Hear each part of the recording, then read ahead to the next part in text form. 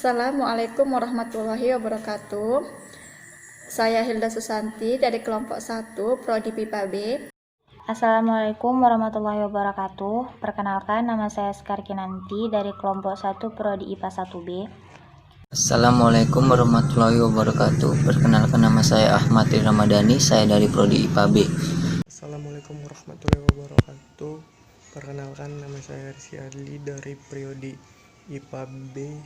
Di sini kami ingin menjelaskan materi kami tentang hubungan Pancasila dan hak asasi manusia di Indonesia. Nah, sudah menjadi jawaban umum bahwa Pancasila sebagai dasar negara Indonesia dipersepsikan sangat menghargai hak asasi manusia. Tulisan ini tidak ingin menjungkir balikkan persepsi demikian. Namun, seperti apa keterkaitan antara Pancasila sebagai dasar-dasar pengaturan HAM di Indonesia? Tampaknya perlu ditelusuri.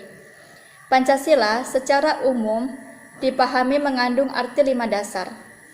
Kelima dasar ini adalah jiwa seluruh rakyat Indonesia yang memberi kekuatan hidup kepada bangsa Indonesia serta membimbingnya dalam mengejar kehidupan lahir batin yang makin baik di dalam masyarakat Indonesia yang adil dan makmur.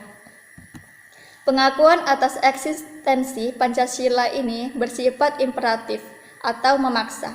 Artinya, siapa saja yang berada di wilayah NKRI harus menghormati Pancasila sebagai pandangan hidup bangsa Indonesia.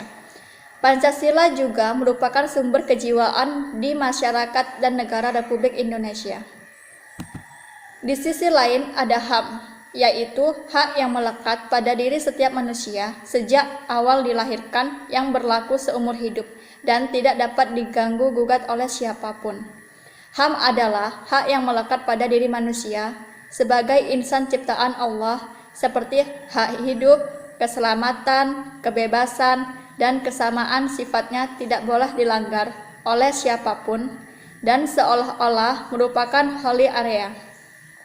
Sementara itu, menurut Kuncoro pada tahun 1976, HAM adalah hak yang dimiliki menurut kodratnya dan tidak dapat dipisahkan dari hakikatnya. HAM adalah sejumlah hak yang berakar pada tabiat setiap pribadi manusia dan tidak dapat dicabut oleh siapapun. HAM dalam Pancasila sesungguhnya telah dirumuskan dalam pembukaan Undang-Undang Dasar 1945 yang kemudian diperinci di dalam batang tubuhnya yang merupakan hukum dasar, hukum yang konstitusional dan fundamental bagi negara Republik Indonesia. Perumusan alinea pertama pembukaan Undang-Undang Dasar membuktikan adanya pengakuan HAM ini secara universal. Ditegaskan di awal pembukaan Undang-Undang Dasar itu tentang hak kemerdekaan yang dimiliki oleh segala bangsa di dunia.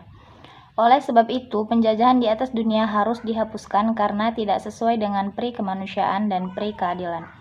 Dasar-dasar HAM tertuang dalam Undang-Undang Dasar 1945 Republik Indonesia, selanjutnya dapat ditemukan dalam sejumlah pasal batang tubuh Undang-Undang Dasar. Pasal 27 ayat 1, segala warga negara bersama kedudukannya dalam hukum dan pemerintahan dan wajib menjunjung hukum dan pemerintahan itu dengan tidak ada kecualinya. Pasal 28, kemerdekaan berserikat dan berkumpul, mengeluarkan pikiran dengan lisan dan tulisan dan sebagainya ditetapkan dengan undang-undang. Pasal 29 ayat 2, negara menjamin kemerdekaan tiap-tiap penduduk untuk memeluk agamanya masing-masing dan beribadah menurut agamanya dan kepercayaannya itu. Pasal 30 ayat 1, tiap-tiap warga negara berhak dan wajib ikut serta dalam usaha pembelaan negara. Pasal 31 ayat 1, tiap-tiap warga negara berhak mendapat pelajaran. Hubungan antara Pancasila dan HAM di Indonesia dapat dijabarkan sebagai berikut. 1.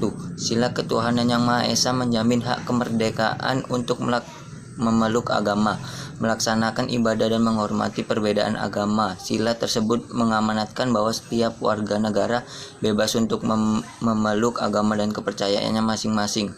Hal ini selaras dengan Deklarasi Universal tentang HAM, pasal 2, yang mencantumkan perlindungan terhadap HAM. 2. Sila kemanusiaan yang adil dan beradab menempatkan hak setiap warga negara pada kedudukan yang sama dan dalam hukum serta memiliki kewajiban dan hak-hak yang sama untuk mendapatkan jaminan dan perlindungan undang-undang. Sila kedua mengamanatkan adanya persamaan derajat, persamaan hak dan persamaan kewajiban antara sesama manusia, sebagaimana tercantum dalam pasal 7 Deklarasi HAM PBB yang melarang adanya diskriminasi. 3. Sila Persatuan Indonesia mengamanatkan adanya unsur pemersatu di antara warga negara dengan semangat rela berkorban dan menempatkan kepentingan bangsa dan negara di atas kepentingan pribadi atau golongan. Hal ini sesuai dengan prinsip HAM pasal 1 bahwa semua orang dilahirkan merdeka dan mempunyai martabat dan hak-hak yang sama. Mereka dikaruniai akal dan hati nurani dan hendaknya bergaul satu sama lain dan persaudaraan. Sila kerakyatan yang dipimpin oleh hikmat kebijaksanaan dalam permusyawaratan perwakilan dicerminkan dalam kehidupan pemerintahan, bernegara, dan bermasyarakat yang demokratis, menghargai hak setiap warga negara untuk musyawarah mufakat yang dilakukan tanpa adanya tekanan, paksaan, ataupun intervensi yang membelenggu hak-hak partisipasi masyarakat. Inti dari sila ini adalah musyawarah dalam mufakat dalam setiap penyelesaian masalah dan pengambilan keputusan, sehingga setiap orang tidak dibenarkan untuk mengambil tindakan sendiri atas inisiatif sendiri yang dapat mengganggu kebebasan orang lain. Hal ini sesuai pula dengan demokratis HAM. Sila keadilan sosial bagi seluruh rakyat Indonesia mengakui hak milik perorangan dan dilindungi pemanfaatannya oleh negara serta memberi kesempatan sebesar-besarnya pada masyarakat.